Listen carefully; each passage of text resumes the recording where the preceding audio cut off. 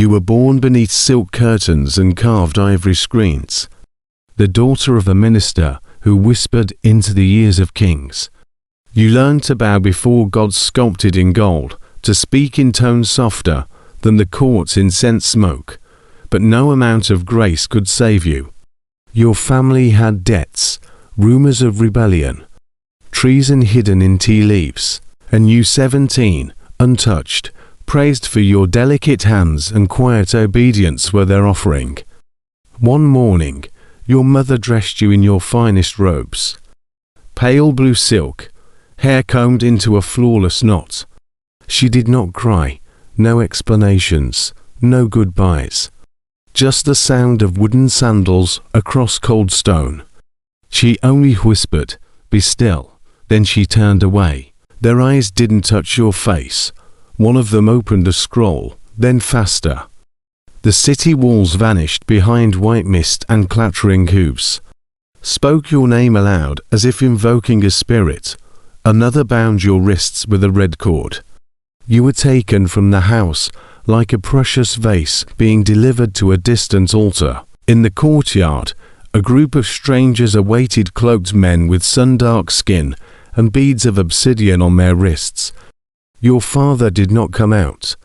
They placed you in a cart lined with fur, but you felt the cold seep through the velvet anyway. The wheels turned, slowly at first.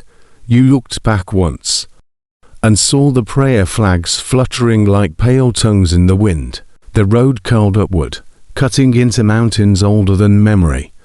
Snow began to fall soft, silent, bitter. You were going somewhere no one returned from, and the silence of your departure was your first taste of burial. They bound your chest with strips of cloth until your breath came in ragged pulls. Your name was taken. You were now Kunga, a name that didn't fit your mouth. At dawn, the cart stopped. Monks in crimson robes moved without speaking, their shaved heads gleaming like polished stones. Statues stared from the shadows, wrathful gods with skull crowns and fangs like ivory needles. Your knees bruised against the floor. Hours passed, or days. You passed under their gaze in silence. Feet raw from the cold floor. Hair cut with a blade that smelled of old blood. Bare. A mat. A basin. A wooden box. No salt. No taste. You screamed once, and a hand struck your cheek not out of anger, but ritual. The pain was not personal. Prayer wheels spun in the wind, whispering secrets into the snow. You stepped out into thin air and sacred silence. A monastery carved into the spine of a mountain. They did not treat you as a guest. They stripped you, robes torn. A nun, her face seamed with age, poured Kolchak milk over your head. Then ash, then water from a silver bowl. "This is not your body," she said. Your skin burned, your scalp bled. The wind licked you clean. They gave you robes the color of dusk, heavy, rough, reeking of incense and smoke. A bell rang. You were led inside. The corridors were narrow, stone breathing out cold. A room waited for you. The door shut. You knelt. You were not allowed to sleep. A monk beat the side of a drum each time your eyes closed. When food came, it was buttered tea and barley. You dreamt of silk pillows and woke with the taste of blood in your mouth. Later, a nun led you to a mirror. You saw a stranger, eyes hollow, head bare, skin yellowed. You touched your face and knew you had died, but the gods had not let you go. They had chained your soul to this mountain, to this monastery, to this glittering hell. They woke you before the sun. You were to sweep the monastery steps, 300 stone stairs, each worn smooth by centuries of knees and prayers. You carried a broom taller than you, made of stiff thorns that cut your fingers. Every misspeck of dust earned a lash of silence, a stare from the senior nun that made your skin crawl and your stomach twist. You weren't alone. There were others, girls, some younger, some older, all nameless, all shaved, all draped in the same thick robes that masked your shapes and histories. You learned not to speak unless spoken to. The first girl who tried to whisper her name was made to kneel in the snow until her lips turned blue. The nuns had their favorites and their scapegoats. You didn't understand the rules, only the punishments. Hierarchy revealed itself in silence. She knelt for 9 days without food, forehead pressed to the ground. On the 10th day, she did not rise. The eldest novices didn't need to beat you, they moved like queens, and you moved aside. The lowest were kicked, slapped, forgotten. One morning, a girl spilled tea in the prayer hall. They wrapped her body in red cloth and placed her at the altar. No mourning, just chanting. Eat quickly, breathe shallow. Bow low, never ask, never question. That night, none of you spoke, not even in your thoughts. You learned the rhythm of survival, walk silently. The way certain novices received warmer robes during the long winters. The secret spaces behind the shrines where offerings were hidden and later retrieved by pale, greedy hands. Watch, always watch, a secret path through the stone corridors, used by messengers and monks to avoid the main halls. She pressed your hand once, and whispered, "Be the shadow, not the flame."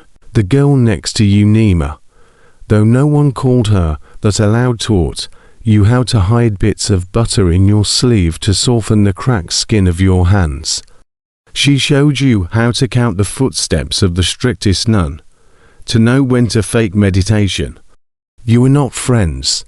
You stopped hoping to escape. Escape was a child's dream, but you could outlive, outlast, outmaneuver. Friendship was dangerous, but you shared glances in the dark. You no longer flinched at the sound of the discipline bell. And that was something. By the 3rd month, your knees were calloused. Your palms bled less. You no longer wept in your sleep. You were learning the laws others envied, not the laws written in scrolls. The ones carved in bruises, every word, every breath. Your voice did not shake. By the time you turned 18, if anyone still counted years, you could copy whole sutras in flawless ink with trembling fingers and a blank mind. You watched everything and remembered everything. The way the high nun favored girls with soft voices. You heard secrets in passing about relics, about foreign kings, about power rooted in silence. Nima, now sickly and coughing blood, gave you one last gift. Then she was gone, taken away one night. You never saw her again. It made you colder, sharper. You learned how to cry without tears, how to bow deeper than anyone else while keeping your eyes open. And then one evening, your life changed again. You were summoned. The High Lama, an old man with white lashes and fingers like bird claws, had requested a novice to serve in his private study. You were chosen. The others turned their eyes away. A few pitied you. You entered the chamber. Walls lined with skulls, windows narrow as arrow slits, the air thick with incense and age. He looked at you without blinking. Recite. You did. He nodded. You were now his scribe and his shadow. Days passed. You poured tea, copied letters, burned offerings. But one night, you returned to his chamber to find a man lying still on the floor. Blood had bloomed beneath his robes. The High Lama looked at you. Not a word, he said. All you follow. You bowed and cleaned the blood. Your fingers didn't tremble. That night, you didn't sleep, but you understood. This place didn't require devotion. It required precision. You were no longer a girl. You were a blade, smiling, hidden, waiting. You began to walk differently, eyes lowered, but never blind. Steps soft, but never hesitant. They called you Kunga still, but the name no longer hurt. You had hollowed it out, made space inside it. A shell they could not see through. Within months, your status rose. He handed you sacred texts bound in skin, whispered names of monasteries with doors carved in gold, sent you to deliver scrolls under veil of moonlight. The High Lama's trust was silent, but absolute. You obeyed, and you watched. You saw the inner rot beneath the chants, saw the secret gatherings, the foreign coins passed beneath altar tables, the monk who disappeared after speaking too freely. You kept everything inside, and you climbed. Others noticed. You bled, you choked, you said nothing. One novice tripped you on the stairs. Another placed crushed glass in your food bowl. One by one, they were sent away, exiled, silenced, or vanished. Not by your hand, not directly, but you had whispered carefully. You're not like them, listen more. Past truths wrapped in lies. Guilt is a knife that sharpens itself. She reminded you of someone. Nima, maybe, or yourself, before the snow. Your reputation became myth. The high nun asked you to oversee new initiates, to recite the morning rites, to carry the flame during the eclipse festival. You stood in the center, holding both truths in your mouth like coins. You smiled, bowed, obeyed, but in the shadows, you watched the girl who arrived with tears in her eyes. One night, she approached you. I saw you with the scrolls, she whispered. You touched her cheek, then turned away. Caring was a luxury for the dead. And then it came your moment of reckoning. Seasons changed without color. The wind carved deeper lines into your face.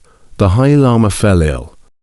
Whispers of succession echoed in the halls. One faction moved to poison him, another to protect him. They asked you to choose. Below you, the stone steps you once bled on now bore the footprints of others, young girls with shaved heads and hollow eyes. You chose survival. You exposed the plot, named the traitor, saved the Lama, but the traitor was the closest thing you had to a friend. She died screaming. Her eyes searched the crowd, found you, and still you did not blink. That night, you burned her robe in silence, then returned to your prayers. Your womb, long silenced by cold and starvation, had withered. You bore no child, trusted no heir. You were no longer afraid. She brought you tea each morning, sat outside your cell in silence. You were the system, its breath, its blade. Years passed. No one remembered your real name. Not the novices, not the elders, perhaps not even you. You sat on the monastery's highest ledge, overlooking the valley of silent snow. You did not speak to them, but they watched you the way frightened birds watch the shadow of a hawk. The High Lama died one winter morning, his breath vanishing like smoke. You oversaw the rituals, chanted the rites, lit the incense with steady hands. When the temple elders voted for his successor, your name passed between their lips like fire. You refused, not because of humility, but because you had seen what power demanded, what it fed on. You had given too much already. Your body ached, but one girl lingered, the same child who once whispered to you, foolish and brave. One day, you took her hands, pressed a scroll into them. Watch, learn, wait, and she nodded, tears slipping down her face like secrets. Now, you wake before dawn, light the butter lamp, recite the chants that once broke you.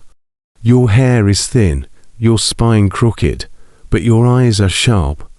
Sometimes you remember a different wind, the scent of plum blossoms, your mother's fingers braiding your hair. But the mountain holds you now. You do not hate it. It made you, and in its silence you remain. A shadow draped in red, unyielding, unnamed, and forgotten. You are no longer human. You are the shadow that survived an entire dynasty. And in the snowfall, where no one sees, you smile. Because even the gods once bowed to time, and you have outlasted them all.